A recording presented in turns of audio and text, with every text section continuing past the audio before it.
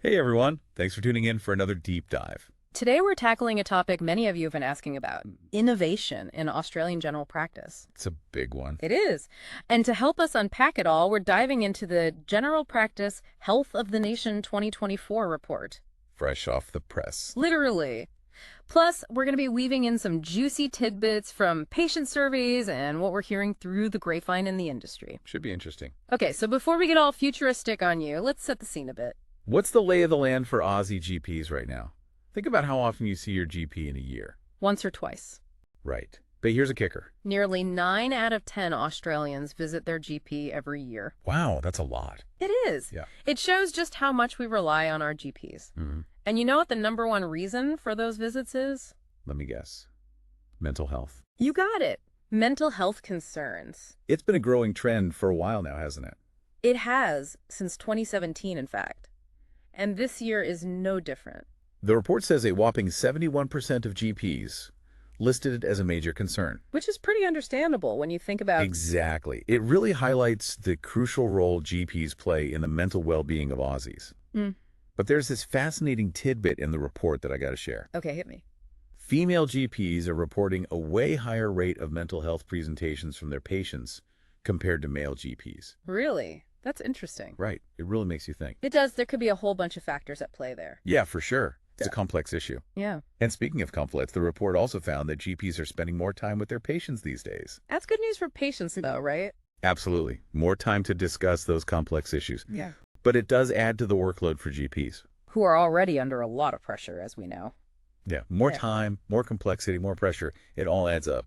Right. It does. And it all begs the question, what about the money? Right. Longer appointments, more specialized care. How's that impacting healthcare costs down under? Well, the report doesn't shy away from the financial realities. Out-of-pocket costs for GP visits are climbing. Which I guess makes sense. Yeah, more time, more resources. Exactly. It all adds up. And while seeing a GP is still generally easier on the wallet than, say, a specialist, those rising out-of-pocket costs could be a real hurdle for some folks. Especially these days, with the cost of living and all that. Absolutely. So where does that leave Medicare in all of this? Yeah, what's the deal there? Is Medicare keeping up? Well, Medicare is still footing a good chunk of the bill, don't get me wrong. But here's the rub. Medicare rebates. The amount GPs get for each visit. Exactly. They haven't kept pace with inflation. So the government's chipping in, but not as much as they used to in real terms. That's the gist of it. The report actually crunched the numbers. Oh. If the standard GP visit rebate had risen with inflation since 2005, get this. It'd be a cool $51.50 today. Instead of the, what is it, 40-something? $41.40 to be exact. That's a huge difference. Tell me about it. And that gap. Right. It has real-world consequences. Right. For both GPs and patients. Exactly. It puts the squeeze on GPs who are already juggling a million things. And probably feeling like they're on a financial treadmill. It's tough. And it can impact the financial health of their practices, too. Which ultimately trickles down to their ability to provide top-notch care. It's all connected, isn't it? It's like this complex web. Totally. Rising costs, stagnant rebates, increasing demand. It's putting the squeeze on general practice in Australia. And that's the crux of it. How do we ensure general practice stays strong and sustainable in the face of all this? Because let's face it, if local clinics start shutting down because they just can't afford to stay open. That's a scary thought. It is. And it's not just about the money either. You're right. The report also points to this growing anxiety about the viability of running a practice in the first place. Over 80% of practice owners are worried about keeping their doors open. 80%? That's wild. What's driving that fear? 80%. That's a huge number. What's at the heart of it? Well, a big part of it boils down to staffing. Not enough GPs to go around. Pretty much. It's getting harder and harder to attract and retain good GPs. It's like this vicious cycle, isn't it? It really is. We've got the increasing workload, the stagnant pay, the aging workforce. It's no wonder it's tough to get new grads excited about general practice. Exactly. And when you factor in those financial pressures we talked about, it's no surprise that fewer grads are keen on becoming practice owners themselves. Yeah, who wants to sign up for that? It's interesting, though, because the report did mention a slight increase in doctors entering GP training this year. There has been a bit of an uptick. Not back to 2021 levels or anything. Not quite. But still a step in the right direction. Exactly. It seems like those incentives might be starting to have some effect. It's good to hear. Shows that even small changes can make a difference. Speaking of making a difference, let's talk innovation. The moment we've all been waiting for. This is the part of the report you were most interested in, right? Definitely. It's such a hot topic in general practice right now.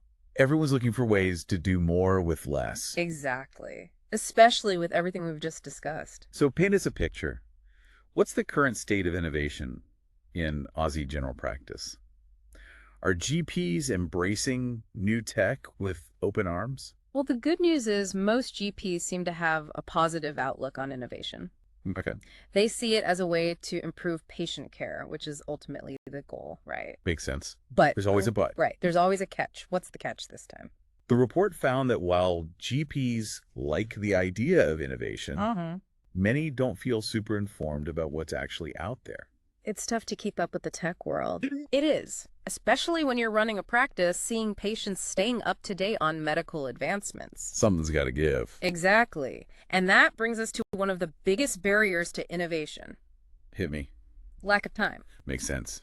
GPs are already stretched thin as it is. Exactly. So finding the time to research, implement, train staff on new tech. It's a big ask. It is. It's a classic catch-22. They need innovation to lighten the load. But they barely have time to think straight, let alone learn a whole new system. Exactly. So how do we bridge that gap? Right. If time is the biggest hurdle, what are the solutions? Well, the report highlights a few key things. First off, GPs need more support. From the government, whether it's funding for new tech, streamlined approval processes, or even just better education and training. GPs need to feel supported. Absolutely. Give them the tools and they'll get the job done. Exactly. And those tools don't always have to be super high-tech either. You're right. Sometimes it's about improving what we already have. Right. Take the Australian Immunization Register, for example. Okay, yeah. It's well established. Most GPs use it regularly, and it makes a world of difference. So why isn't everything as user-friendly and widely adopted as the immunization register? Good question. It's the million-dollar question, isn't it? It is. Take my health record, for instance. It's been around for a while now, but the report found that only about a third of GPs use it regularly. Really? Why is that? Seems like it has so much potential. It does. Some GPs just find it clunky. Not very intuitive. Not really. And then there are always concerns about data privacy and security. Which is a big deal when you're dealing with sensitive health information. Absolutely. Okay, so switching gears a bit, what about AI? The buzzword of the century. Right, it's everywhere these days. Is it making its way into general practice? It gotta be. It is. Yeah. AI has massive potential in healthcare. I can imagine. Streamlining admin tasks, assisting with diagnosis even. Like a super-powered medical assistant. Exactly, but like any new tech, there are hurdles. Of course. What kind of hurdles are we talking about here? Well, for one, the report found that familiarity with and implementation of AI in general practice is still pretty low. So GPs are aware of it, but not really using it yet. Pretty much. There's a lack of awareness about what AI can actually do, and then there's the whole fear factor. Doctors being replaced by robots. Something like that. It's understandable, though, right? To be a little wary of relying on algorithms for medical decisions. Yeah, you don't want to hand over the reins completely. Exactly. Building trust in AI is going to take time, education, and cold, hard results. Makes sense. Yeah. It sounds like Aussie general practice is at a bit of a crossroads right now.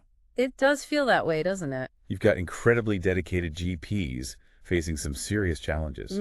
Rising costs, staff shortages, an aging workforce. It's a lot to grapple with. It is. Yeah. But then you've got this wave of innovation that could completely change the game. Right. It's like a tale of two cities. Exactly. Hope and uncertainty all rolled into one. I think that's a great way to put it.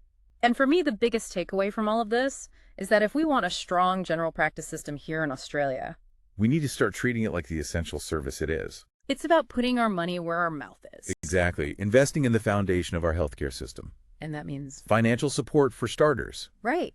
Better resources, streamlined regulations, and just as important, supporting the well-being of GPs themselves. Because at the end of the day, they're the ones on the front lines taking care of us. Exactly. So next time you see your GP, remember they're navigating a complex and often challenging landscape.